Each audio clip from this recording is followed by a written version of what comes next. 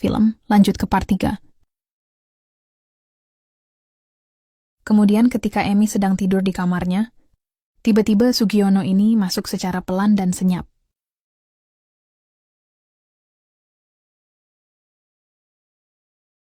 Karena Sugiono belum puas memainkan barang keramat Emi, ia pun ingin mencobanya kembali di sana.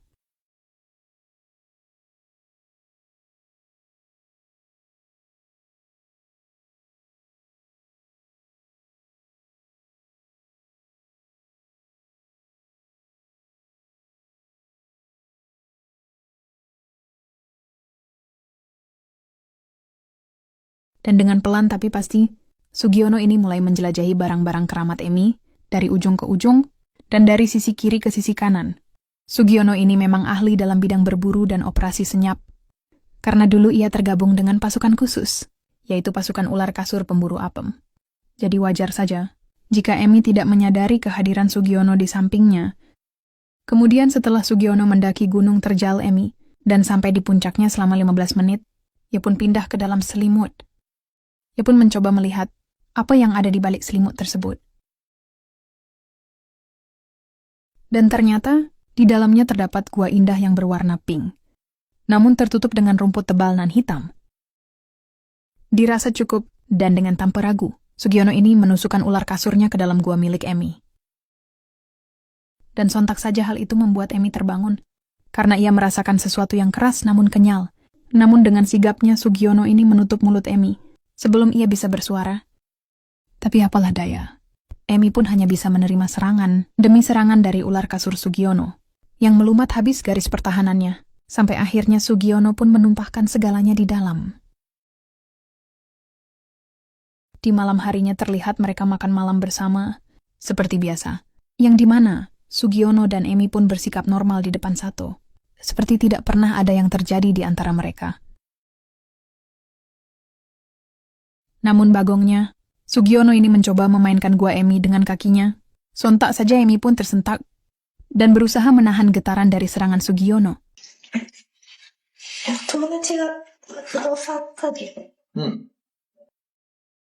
Sato pun menanyakan ada apa dengan Emi, karena tiba-tiba mimik wajahnya berubah. Dan suaranya pun mulai bergetar. Emi pun hanya menjawab, jika ia hanya sedikit kelelahan dan ngantuk, yang padahal Emi ini sedang menahan serangan dadakan dari sang mertua.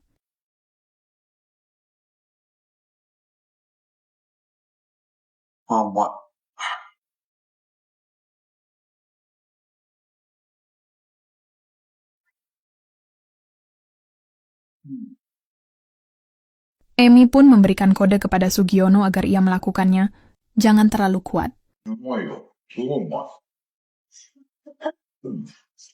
Namun yang lebih gilanya adalah, Sugiono ini berpura-pura mengambil sesuatu di bawah meja, yang padahal ia malah memainkan gua Emi dengan sumpit. Kemudian setelah merasa cukup, Sugiono pun keluar dari bawah meja, dan berpura-pura menemukan sumpitnya. Lalu setelah Sato pergi, Sugiono ini kembali pergi ke bawah meja, dan bermain-main kembali di sana. ちょっと鍋冷たくなっちゃってんな。火がかけてね。温めていい？温める。温めないと美味しくないよ。強火ダメだぞ。焦げるからな。分かってる。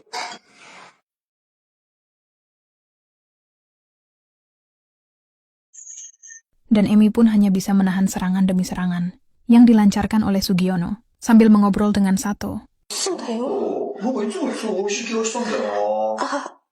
ちょっと蜂蜜入れてみて。蜂蜜？そう。 Kemudian tiba-tiba Sato ini mendapatkan telepon dan membuatnya harus pergi dari dapur. Dan pastinya kesempatan ini pun tidak disia-siakan oleh Sugiono. Sekecil apapun peluang yang ada, Sugiono ini mampu memanfaatkannya dengan baik karena ia sudah terlatih sejak masih muda.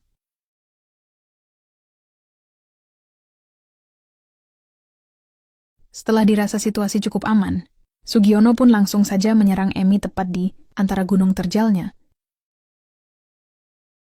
Lalu tepat saat Sato akan kembali, mereka pun berhenti seketika dan langsung merapikan bajunya. Semburan dari goanya Emi ini bikin lantai sampai banjir, guys. Si Sato yang telah selesai menelepon, ia menanyakan masalah air yang basah di lantai. Emi mengatakan kalau dirinya tidak sengaja menumpahkan air. Lalu ia segera membersihkannya. Nah, setelah kejadian itu, Emi menjadi ketagihan singkong mertuanya itu. Di tempat manapun, saat Emi sedang mandi, saat suaminya baru pergi kerja, saat Emi mencuci piring, bahkan juga tak luput dari santapan dari Sugiono, karena keseringan digarap kebunnya sama mertuanya. Akhirnya Emi ini sudah menjadi terbiasa, dan lebih menikmati aksi bercocok tanaman itu. Emi tidak merasa canggung lagi dengan ayah mertuanya itu, hingga Emi basah kuyup berkali-kali. Karena si Ujang ini ingin sensasi yang berbeda. Ia menyuruh Emi meletakkan alat saat ingin tidur. Saat malam harinya, ketika Emi sedang mengerjakan kerjaan kantor, si Sugiono yang usil ini langsung menghidupkan alat itu, hingga membuat Emi ini terkejut.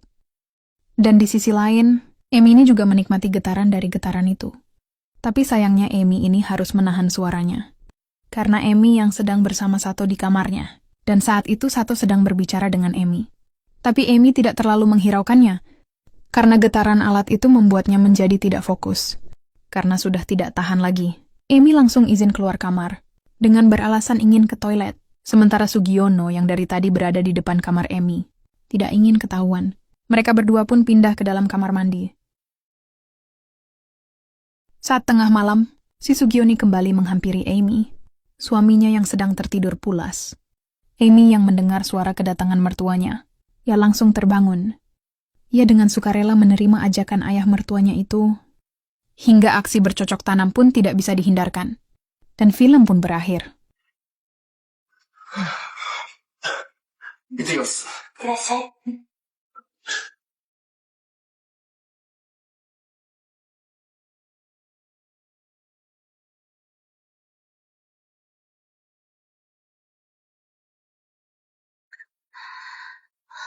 どうした